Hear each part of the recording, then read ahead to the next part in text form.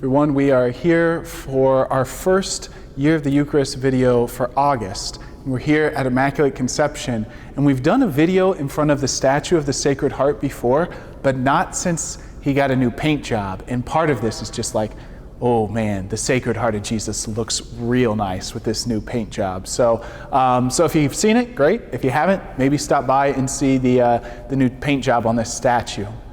And so this whole month of August, we're going to reflect upon receiving Holy Communion. And we've talked about worshiping the Eucharist and adoration. We've talked about the different parts of the Mass. But this one is actually receiving Holy Communion and consuming the body and blood of our Lord.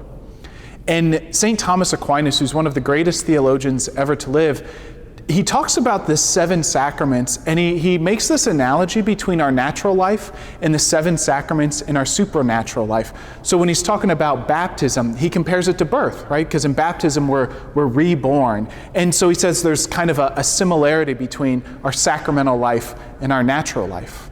And the comparison he makes with the Eucharist is that in our natural life, we need sustenance, right? We need strength. We need food to be a source of strength for us. And he says, similarly, the Eucharist gives us the life that we need, the spiritual strength that we need.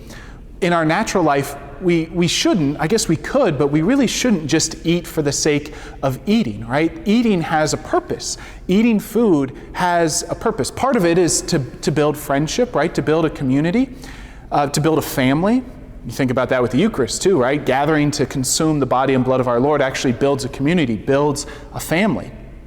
Also though, food gives us strength to do what we need to do. Food gives us strength to live our lives, whether that means taking care of kids, whether that means just going to work every day or taking care of the house. Without food, without sustenance, we're not going to be able to do that.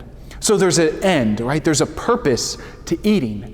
The end is to be able to have the strength to live our life, right? And the better food you eat, the better you're able to do that. So if all you eat is Chex Mix and drink Coca-Cola and eating Ho-Hos, like you're not going to be able to live your life well. You're not going to be able to complete your tasks well. But if you're eating foods that give you sustenance, that give strength, whatever that may be, you're going to be a whole lot healthier.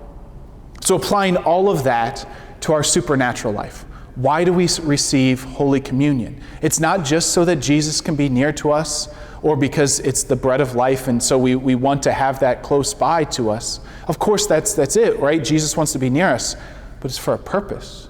We receive Holy Communion so that we can have the strength to live supernatural lives for God, to live courageously, to live boldly, to live generously, to forgive, to be able to pray well. Like all that the Lord gives us in the Eucharist is oriented towards an end, right? So we receive Holy Communion, not just to receive Holy Communion, but so that the Lord can feed us, so He can give us strength, so that He can give us nourishment to be the disciples, to be the missionaries that He created us to be.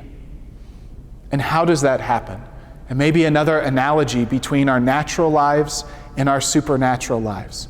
When we receive food, our body breaks it down, it absorbs it, it assimilates it to itself, and then it transforms it into energy, right? That's basically how our digestive system works. It breaks down the food, and then it assimilates it into the body, and then that gets distributed as energy.